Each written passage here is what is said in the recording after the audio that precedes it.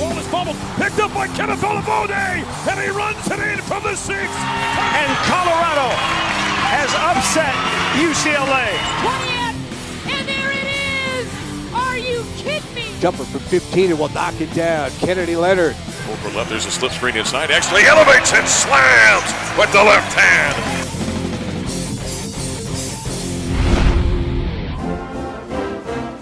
Anytime you win football games and you're playing more and more on television and you're out in the media more and everything's going well, that always helps. The thing that I think that it definitely helps with what I call is the undercurrent that you can't overcome in recruiting. And when we weren't very good, because most of the kids when they were younger haven't seen Colorado be good. The high school kids, they've never seen us be good until now. And so he might commit, and he'd be walking down the hallway and say, "Hey man, I heard you're going to Colorado." And 3 or 4 people, "Why do you want to go to Colorado? They're terrible." You can't overcome that. But now when they walk down the hallway, "Man, did you see that game? You ought to go to Colorado. That's where you ought to go." So his uncles, the aunts, all those people are helping that undercurrent, and that's what I've noticed more and more. Hi again, and welcome to the Buffalo Stampede. I'm Mark Johnson of KOA Radio, your play-by-play voice of the Buffs. We're getting ready for a bowl game. First time since 2007, the 10-win Buffaloes ranked 10th in the country down in San Antonio, Texas for the Alamo Bowl on November 29th. This guy will be under center, senior Sefo Liufau. He's old. He's been around a long time. He knows where all the bodies are buried in this program. Are you ready for your last game? I don't think so. It'll be a bittersweet moment. I bet. Just to, you've been here for so long and you put in so much, and for it to finally be your last game, it'll be bittersweet for sure. Have you had a chance? I mean, here you guys are, 10-win season. You go to the Pac-12 title game. Has it sunk in yet? Or haven't you? Are you so focused on the bowl game you really haven't had a chance to really think about it? I'm just really focused on the bowl game and really excited to play one more time with my teammates. You don't really get a lot more chances. Obviously, it's only one for us, and so I just want to make the most of it and enjoy the trip. It's the first time for us going to a bowl game, and so it'll be a great experience for us. When you came here and all the talk for a lot of the players that were in that recruiting class, come here, be part of something special. Mm-hmm. Let's rebuild this thing. Let's turn this program around. To have a season in your senior campaign, to do what you guys have done, what do you think that means? It means everything. To be able to help turn the program around and to be able to help set what I think is a pretty good foundation for years to come is what we all dreamed of. I know that they didn't really end the way we wanted, but I think we still have the opportunity to do something really special and send everyone off on the right note. I'd have to think along those same lines. You walk away from here, and there's going to be a sense of pride for you, isn't there? And the rest of the guys in the senior class. Definitely for the guys. Just to be able to end with as many wins as we did, and the opportunity to get one more win, and just the opportunity that we had to be able to turn everything around. And personally, I'm gonna miss it. It's been a long ride, ups and downs, but I wouldn't trade it for any other program. When you think of kind of the legacy you leave behind, what we've talked about, the wins, all the records, 85, 87 records, what it is at this point in time, would you even thought when you got here as a freshman that you could walk away with those kind of accolades and resume? Definitely not. I think I got really lucky with my teammates, and because they hold those records as much as I do, because I can't do what I do without them. And so it's just blessed and in awe of everything that I've done with my teammates, and got a little bit more to go. Yeah, so I think it's 9 more days to the game, I think. So we've got a little bit more to go, and we're just really focused up for this game. All these postseason honors have been raining down on this team. Coach of the Year awards, individual awards, all conference awards. The 2016 Polynesian Player of the Year award. That's a neat deal. What did that mean when you heard about that? Just a lot of pride. I have a lot of pride in my heritage, both sides, but a lot of pride in my Polynesian heritage, being Samoan, and so I can't complain. I'm just really thankful for the award and the blessings that I've been given. One thing that's kind of fun is I've watched you over the course of your 4 years. I mean, your family's awful important to you, and they've kind of been along with you every step of the way. Mm-hmm. They're here a lot. They're at a lot of the ball games. It's been kind of fun to share with them, I would think, this experience. Definitely. Just to be able to see them after basically every game. Fun fact, my mom's the only one who's made every game in my career, home or away, and so I'm truly thankful for that. Someone's always been there for me through the ups and the downs, and so I love my family to death. They'll be going to the bowl game as well, and so I'm very excited to do that with them. I talked about all the awards coming down. How about Mike McIntyre? He's won just about every Coach of the Year award there is. He has, yeah. That's good for him, isn't it? Definitely. And deserving. Definitely. Yeah, very deserving. He stuck with us when most people didn't see anything really. Right. Didn't think we were really capable of much, and so just to see him be rewarded for putting so much in this program is great to see for him. Well, the Buffaloes are going to take on Oklahoma State, the Cowboys, in the Alamo Bowl on December 29th. Tell me at this point in time, what do you know about this Cowboys team? Just about their defense, really. I don't really watch film on their offense, but they're really strong up front, you know, in terms of the defense. Safeties play really well in the run game, and I think their corners are good, but I think we've got some things that could really be puzzling for them, for lack of better words. And so I'm excited for the matchup. You know, they've got a good defense, we've got a good offense, and so it'll be a great game. Most importantly, some of the hits you've taken. Are you healthy now with some time off here to play in a bowl game? I'm good. Not probably as good as you, but I'm doing well. I'm doing well. Young man at my age, you're never healthy. All right. I've seen you walk after a ball game. I walk that way all the time. Fair enough. Hey, congratulations. It's been an honor watching you over the course of 4 years. Now get a win against those Cowboys. Yeah, thank you. Will do for sure. All right. That's quarterback Sefo Liufau, a 4-year starter, 3-year captain for the Buffaloes as they take on Oklahoma State in the Alamo Bowl on December 29th. Stay with us. We're going to flip to the defensive side of the ball. The acting defensive coordinator, Joe Tumpkin, is going to join us as we continue here in the Stampede.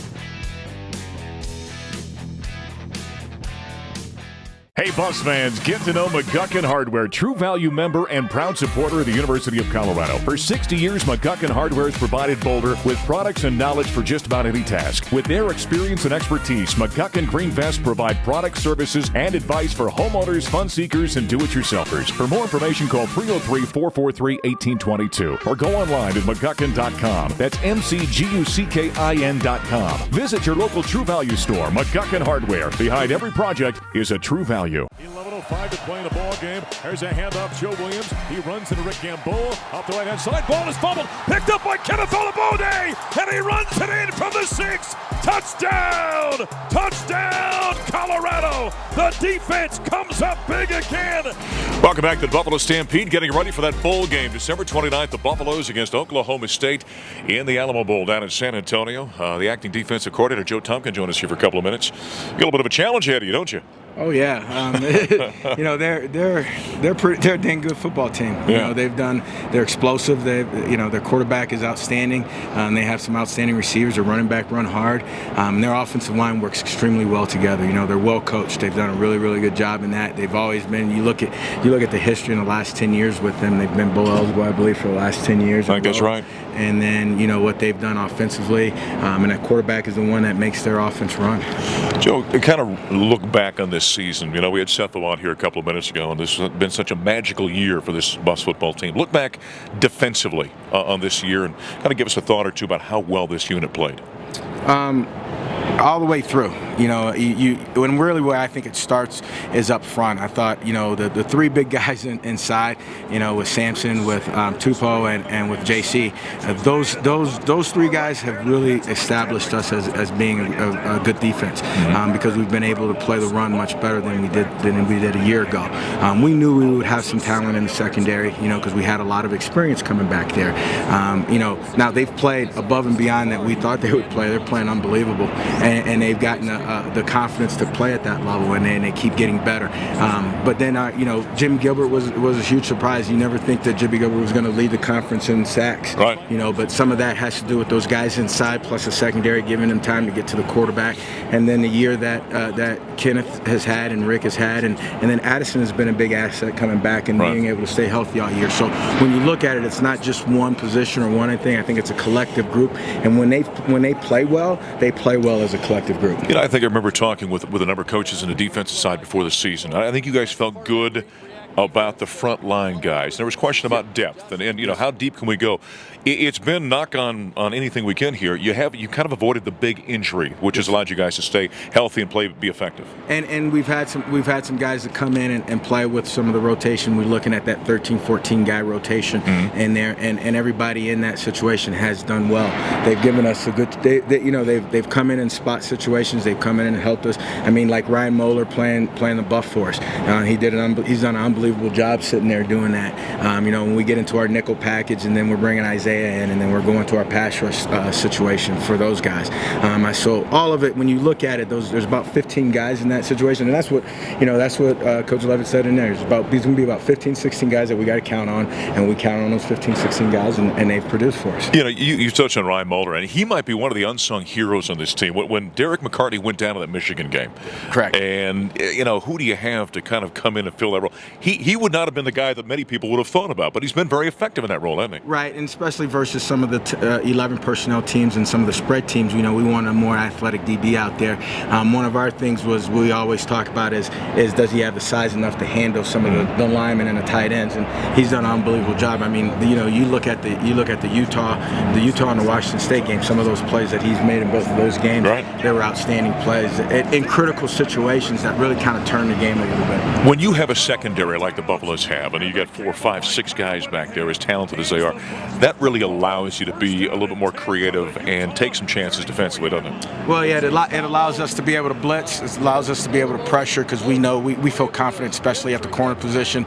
We feel confident we can run with anybody. And if you can run in this conference and match up in this conference, you're pretty good all the way across the country. I mean, this is in this conference as you look from top to bottom, especially at the receiving situation.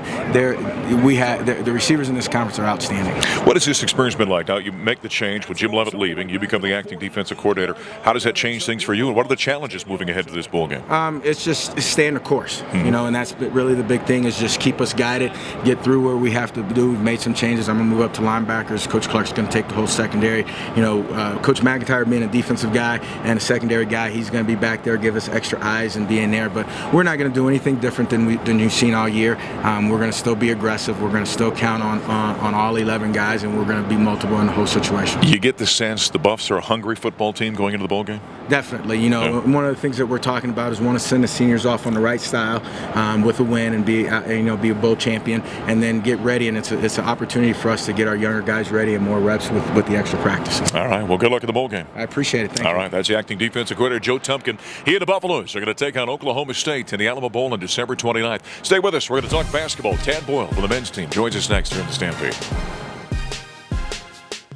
Right here, the two interior players have to be strong. White to King. How about that pass? Talk about a backdoor play. Nicely done between White and King. That's an Air Force play. And we continue with the Buffalo Stampede. Time to talk a little basketball. The Buffaloes and our head coach Tad Boyle, 2-0 this week, sitting at 9-3 in the season. Got a win last weekend over Fort Hays State, and on Monday night down in Colorado Springs, knocked off Air Force. Good 2-0 week. What do you think? How do you feel about those games? Wins are wins. I mean, coming off a rough stretch in terms of finals and all that, things that your players go through this time of year, a lot of stress, a lot of anxiety leading up to that. So to get 2 wins, again, Fort Hays, quality Division II team, and then Air Force was, anytime you get a road win in college basketball, it's good. But, I feel pretty good right now. You really laid out a challenging non-conference schedule for this team. I mean, you had the event in Brooklyn. What would you say tonight? Maybe one of 5 or 6 teams in the Power 5 conferences had 3 true road games? Yeah, I mean, we want to be successful in the Pac-12, you have to win on the road. And so we challenged ourselves again, at Portland, at Air Force, at BYU, which is as tough a place to play as there is certainly on the West Coast. And our guys, for the most part, have risen to the challenge. Again, that CSU loss still sticks in my craw a little bit. I'm not sure that's going to go away all year. I'm going to ask you that in 2020. Yeah, I'll feel that. I'll feel that one a long time. But, for the most part, we've taken care of business. We've learned a lot about ourselves. Now it's about, this is a time we have got to learn from the things that have gone on these past 12 games. And that's really what the non-conference is for, is to prepare yourself for conference play, understand where your strengths are as a team, understand where your weaknesses are, and then, address those. And that's what we're in the process of doing right now. You said something on the post game on Monday night down at Air Force. I'm still chuckling about it. You said, we talk about playing together, playing hard, and playing smart. And Yes. You said, we're playing together, we're playing hard. Yep. It's the smart thing you're trying to figure out at this point. Yeah, and that's where you got to watch film. You got to, break things down. Make sure your guys understand the game plan, understand, what's a good pass, what's a bad pass, when do you make the play, when do you not make the play, time and score at the end of games. A lot of things come into play in smart. And basketball is a simple game, and we need to make it a simple game. Sometimes we make it a complicated game. And I'm wondering, because you've got smart players on your team, So have you been able to figure out the disconnect, why it doesn't maybe go from practice to the game? Well, a lot of times it's decision making. I mean, and that's one thing, that players have. Basketball is so unlike it either. It's such a free-flowing game. You go from offense to defense and defense to offense, and so quickly, and the speed of the game is pretty quick. You don't have time to really think. Sure. You have to react. You have to make decisions quickly.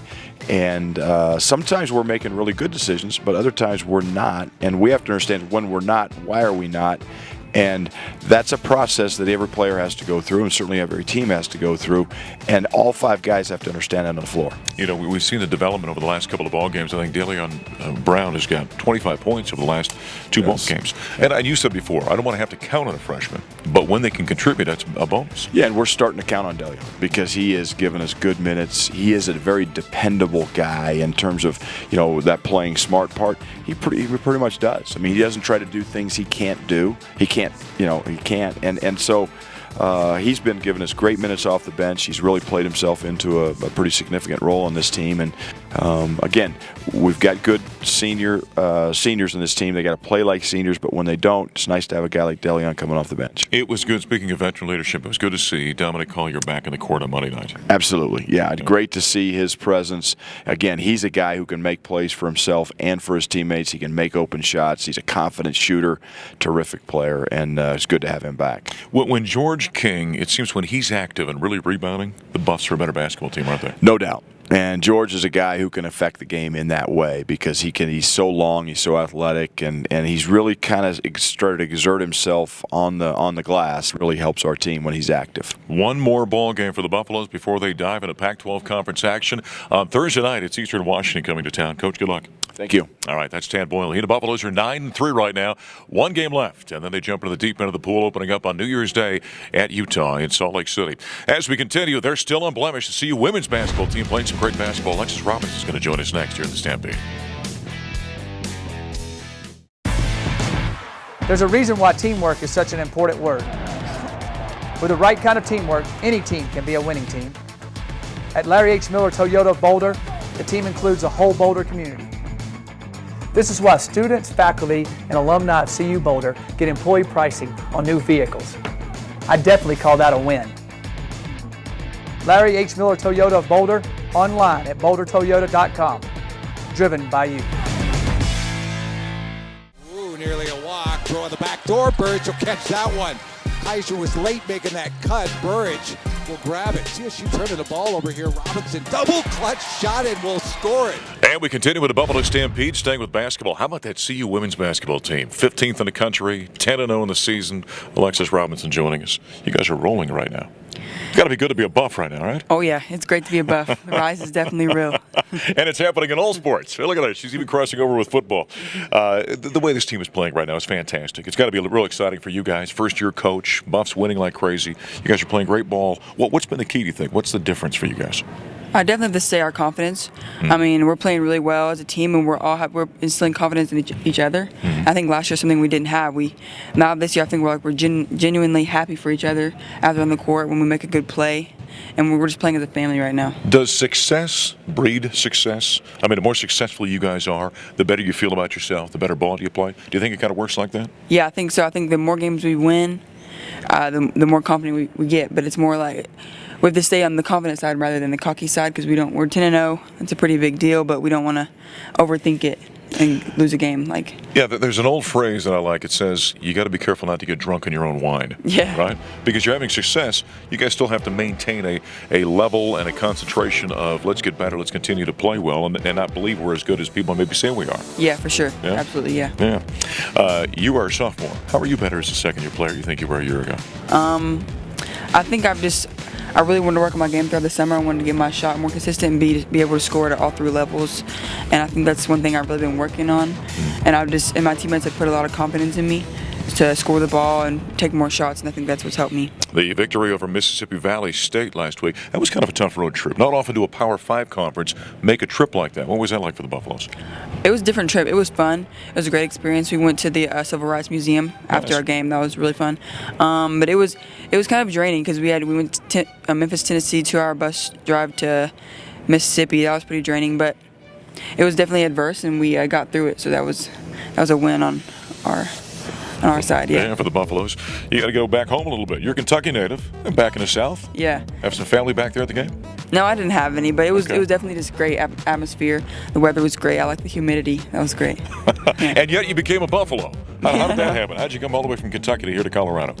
I don't know. I just fell in love with the mountains and stuff, and Colorado. I think it's a beautiful place. It's a little bit of adversity, isn't it? When you come to a program, you're here, and then there's a coaching change. Yeah. Yeah, that's a little tough situation for a young person. Yeah, it was definitely a tough situation, but I just had to have a lot of trust in myself and the coaching staff and my teammates, and hopefully it'll all go right. And Coach so Payne and the new staff has kind of made that an easy transition for you, correct? How's that been? Definitely, it's been a great transition. Obviously, we're 10-0, so and I feel like I've gotten a lot better as a player, and my team has got a lot better. So it's definitely been a great transition. Yeah, the Colorado Buffaloes women's basketball team, 10-0, ranked 15th in the country, having great success. Got a couple of games coming up before they jump into Pac-12 conference action. Right now, Zoe Beard-Fales was on the show with us last week. It's time for Andre Rodriguez to take her off the court. So you told me that you like lunch brunch.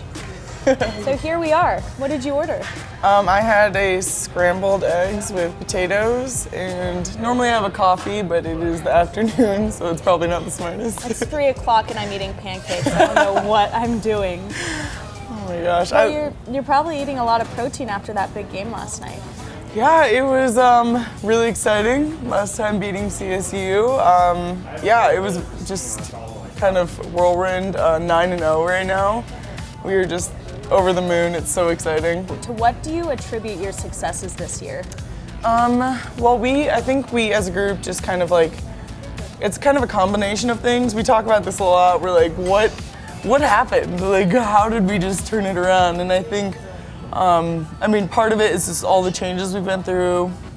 We have a new coaching staff, which, you know, we love them. And, but also it's just like, we decided we're tired of losing. Like, last year was super hard on a lot of us, and only winning 7 games, and you know, it was a tough thing to go through. And I think a lot of us were like, okay, this year we're not going through that again. Well, Zoe, I'm going to let you finish your food. Let's cheers to a good season. Cheers. Ready? Watch what we're gonna do. Cheers, and then this. Oh, we're not. It's my left hand. Oh, okay. Ready? Now look at the camera. There's Audrey with Zoe. I'm Mark with Alexis back here on the Buffalo Stampede. All right, you're going to wrap up non-conference play. Big ball game against Wyoming. That's been a pretty good series with the Cowgirls here recently. Yeah, definitely. They're playing really well. They're 7-3. Last year they got us at their place, but hopefully we can get them here. All right. Always good to have a home game. How about jumping into Pac-12 conference play? You open up on, the day before New Year's, so the 30th of December in Los Angeles against USC. What do you think about jumping into conference play? You guys ready? Yeah, I'm really excited to get into conference play. It's a different ball game, a different season. It's a lot more intense, and there's a lot more rivalry within each game. So I think it's going to be fun. All right. Well, we always know the Pac-12 is a very tough conference in women's basketball. Good luck. Keep up the good work. Thank you. All right, Alexis Robinson joining us here on the Buffalo Stampede. We're going to come to you next week from San Antonio, getting ready for that Buffs football game in the Alamo Bowl as number 10 Colorado takes on Oklahoma State, the Cowboys. We'll talk to you next week.